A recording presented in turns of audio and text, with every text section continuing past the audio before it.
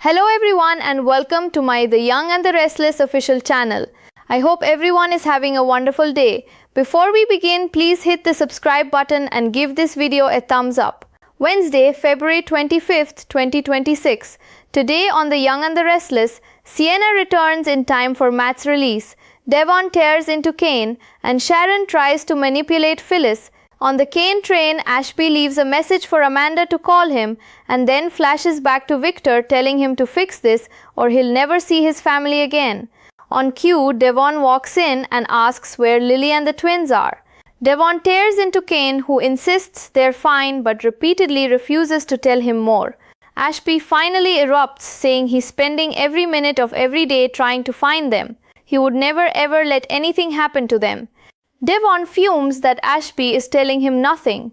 Will he handle this like he did with Chance and Dominic?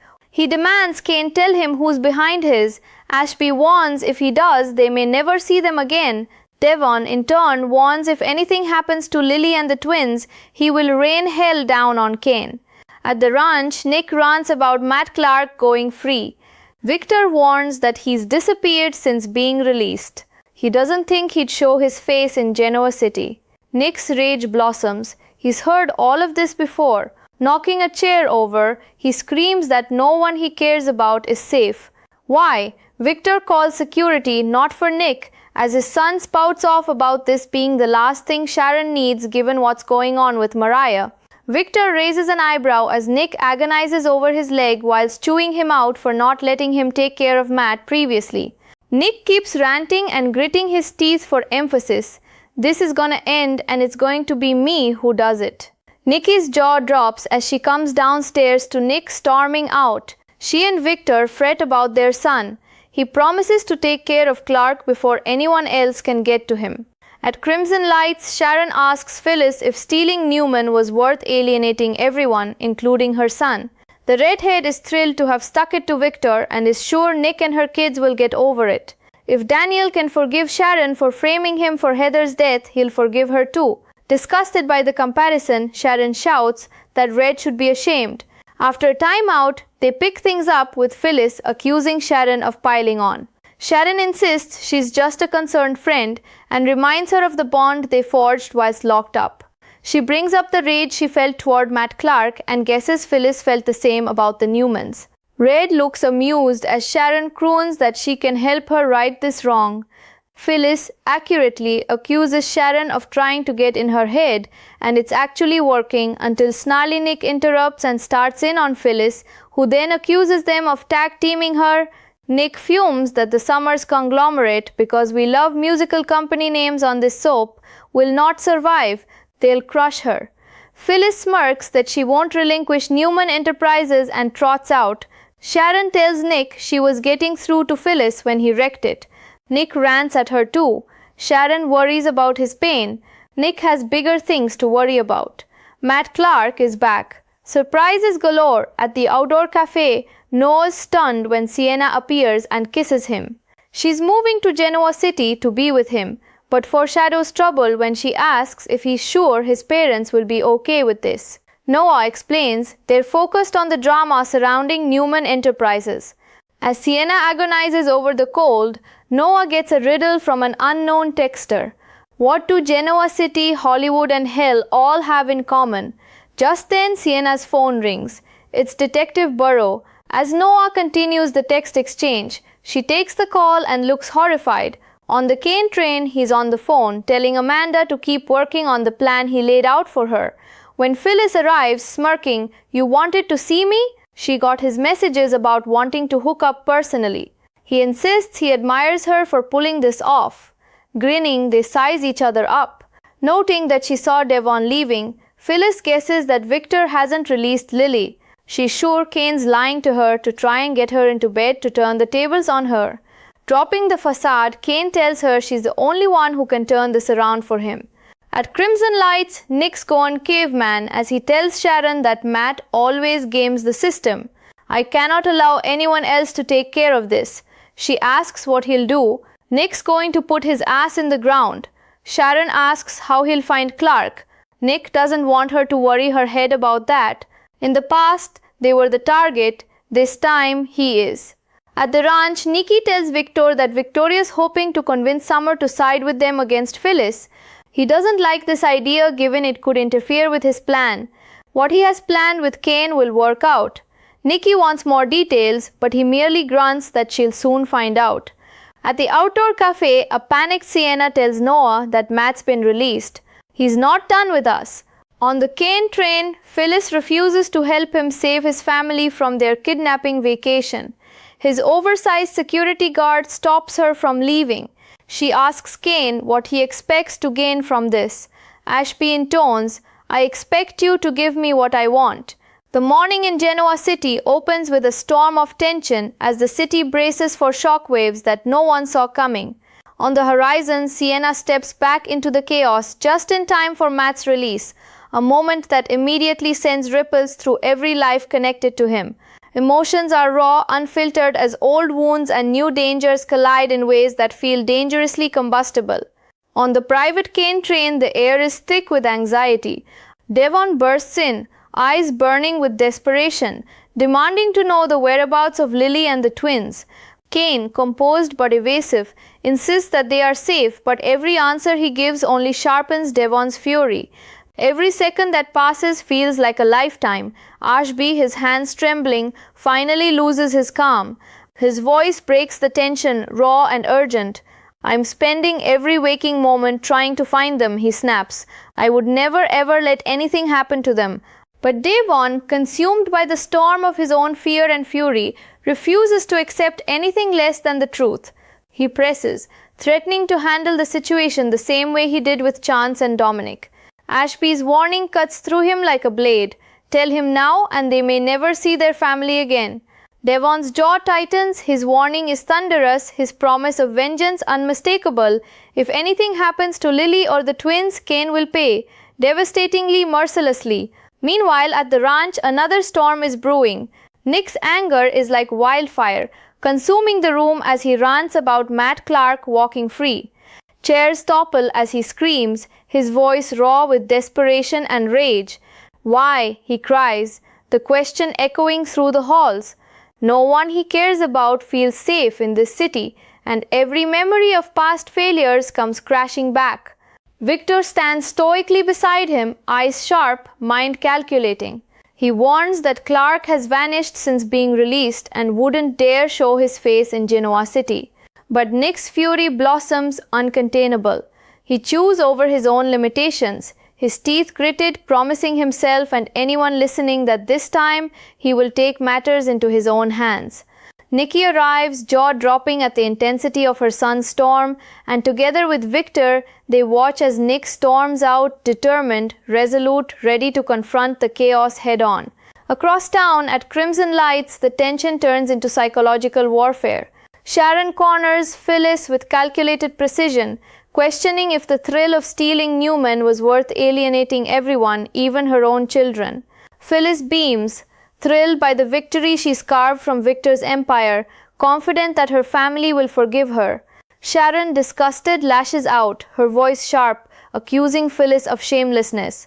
They circle each other in words, as much as in emotion, each sentence heavy with unspoken grievances, past betrayals, and dangerous curiosities. Sharon's attempt to play on Phyllis's conscience nearly succeeds until the intrusion of Nick, storming in like a force of nature, drags the conversation into new chaos. Phyllis accuses the pair of tag-teaming her, and the room trembles with tension as plans, threats, and alliances collide in real time. Outdoors, at a sun-drenched cafe, hearts briefly soften amidst the storm. Noah freezes in disbelief as Sienna suddenly appears, her lips pressing against his in a kiss that ignites a spark of hope and longing. She's moving to Genoa City to be with him, but the shadow of trouble lingers as she hesitates, questioning whether his parents will accept her presence. Noah reassures her, but the moment shatters when her phone rings. Detective Burroughs' name flashes on the screen and Sienna's face drains of color, foreshadowing danger that refuses to stay in the shadows. Back on the Kane train, Ashby is trying desperately to hold the pieces together. He's leaving messages, plotting, negotiating, calling Amanda to stick to the plan he laid out. Phyllis appears, smirking, fully aware of the manipulation at play. Kane tries to maintain his composure, complimenting her cunning, but behind the facade, desperation bleeds through. He admits the truth, she is the only one who can turn this around for him. Meanwhile, Nick's hunt intensifies. At Crimson Lights, he rants to Sharon, voice low and dangerous, about Matt's history of gaming the system. I cannot allow anyone else to handle this, he sees, each word a promise, a threat, a declaration of war. Sharon presses, asking how he plans to find Clark. Nick's answer is cold and precise. This time, the target is him. At the ranch, Nicky worries over the family dynamics, urging Victor to reveal more about his plans. He offers only a grunt, leaving her anxious, the tension between parental concern and strategic calculation palpable. In the background, the city continues its chaotic dance of power and passion, each character's move rippling across the lives of others. Outside, panic returns with a vengeance. Sienna clutches her phone, frantically telling Noah that Matt has been released. Her voice trembles with fear, urgency, and disbelief. He's not done with us, she warns, and for a moment, time seems to stop, the weight of Matt Clark's presence looming over them like a storm cloud on the horizon. On the train, the pressure mounts. Phyllis refuses to aid Kane in his desperate attempt to save his family from their forced vacation, and her towering security guard blocks any escape. Ashby's demand is simple, chilling, and non-negotiable. I expect you to give me what I want. Every heartbeat echoes the stakes. Every glance carries the threat of devastation. Across Genoa City, alliances teeter, emotions explode, and danger looms larger than ever. From explosive confrontations to intimate declarations of love and loyalty, every character is pushed to their breaking point. Every choice carries consequences. Every conversation drips with tension, and every heartbeat reminds us that in this city, no one is truly safe. And just as one storm seems to settle, another builds on the horizon. Matt Clark is out. Sienna is terrified. Devon's rage is palpable. And in every shadow, secrets wait to ignite. Genoa City has never felt so alive and so dangerously unpredictable. The tension on the Kane train doesn't let up. Phyllis, with that cool, calculating smirk, refuses to yield, her defiance like a wall of steel. Ashby's eyes burn with frustration as he steps closer, the weight of his desperation pressing on every word. I expect you to give me what I want, he says again, each syllable a hammer striking the fragile balance of this high-stakes moment. Phyllis hesitates, caught in the crossfire of loyalty, fear, and the thrill of control. It's a dangerous dance, and one misstep could cost lives. Meanwhile, Devon storms through Genoa City with a single-minded fury. Every second he's kept from knowing the truth about Lily and the twins is another second he cannot tolerate. His anger is volcanic, but so is his love. The kind of love that will move heaven and earth if it means keeping his family safe. Ashby's warnings echo in his ears, but Devon's resolve is unshakable. He is a man on a mission, a father, a protector, and the city can feel the tremors of his wrath. At the ranch, the drama takes a different, almost suffocating turn. Nick paces, fists clenched, leg aching, every nerve on fire. Matt Clark walking free isn't just a danger, it's a personal affront, a reopening of old wounds that never fully healed. He turns to Sharon, and though the room is small, his presence fills it like a storm front. I cannot allow anyone else to handle this, he growls, the threat in his voice undeniable. Sharon, careful but concerned, watches him, aware that Nick's drive to protect those he loves borders on obsession. Victor observes quietly, a man used to chaos but never one to let it get the best of him. Nicky hovers, torn between maternal worry and the knowledge that Nick's determination, as dangerous as it is, might be the only thing standing between Matt Clark and more lives ruined. Their concern is palpable, every family member a thread in a tapestry of tension that's about to unravel. Elsewhere, at Crimson Lights, the psychological chess match between Sharon and Phyllis continues to unfold. Sharon pushes and prods, trying to awaken conscience and guilt, while Phyllis expertly parries, confident in her victories, convinced that she holds the upper hand. But for a fleeting moment, Sharon glimpses a crack in Phyllis's armor, A hesitation, a shadow of doubt, and it's enough to hint that maybe, just maybe, she can make her move. Then, like a sudden gust of wind, Nick storms in, shattering the moment and reigniting every hidden tension. Meanwhile, love and fear collide at the outdoor cafe. Sienna clings to Noah, her voice quivering as she delivers the devastating news. Matt Clark is out, and he's coming. Her words are heavy with dread, each syllable weighted by the knowledge that nothing in their lives will ever be simple again. Noah, caught between hope and fear, tries to reassure her, but the dread in her eyes mirrors the danger that has shadowed Genoa City for far too long. The city's very streets seem to hum with the impending storm, a symphony of chaos and heartbreak that refuses to be ignored. On the Kane train, the stakes reach a fever pitch. Ashby's desperation, Phyllis's defiance, and Kane's sheer determination collide, creating an atmosphere so tense it feels like the walls themselves are holding their breath. Every glance, every word, every unspoken thought carries the weight of lives hanging in the balance. The power struggle isn't just professional, it's deeply personal, each choice a knife edge that could cut or save a family in equal measure. And the city itself reacts. Genoa City is alive with suspense and danger. On one street, Nick hunts, fueled by rage and love, the kind that makes him unstoppable. On another, Sienna and Noah brace for the inevitable collision with Matt Clark's chaos. In the shadows, secrets whisper, alliances form and fracture, and every character is poised on the precipice of decisions that will change everything. As the day closes, one thing is painfully clear: nothing will ever be the same. Families are fractured, loyalties tested, and every heartbeat carries the unspoken question: who will survive the coming storm and who will be consumed by it? Genoa City's pulse is racing, the drama unrelenting, and as night falls, every shadow seems to whisper one chilling truth.